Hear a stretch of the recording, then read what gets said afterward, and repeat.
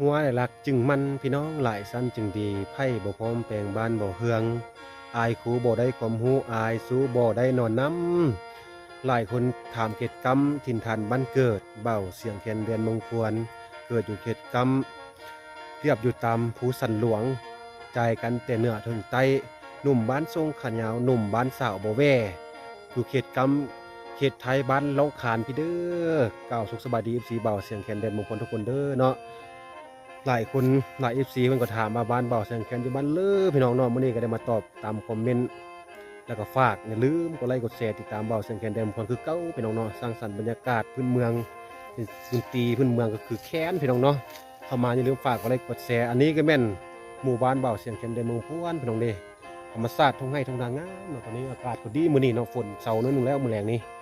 คืออากาศคักหลายอยู่บ้านป่าพี่น้องเนาะแต่ว่ายังโสด ถ้าสาวพลือโสดอยากอยู่ทุกกินหญ้าอยู่น้ำบ่อเสียงเคียนยังควรสมัครมาได้เด้อพี่น้องเด้อเนาะเพราะตวันนี้กำลังโสดเลยเอ็ดให้เต็นนาอยู่น้ำหัวน้ำสวนพี่น้องเอ้ยเข้ามาอย่าลืมฝากกดไลค์กดแชร์ติดตามบ่อเสียงเคียนเดิมคนคือเก่าเลยพี่น้องเนาะ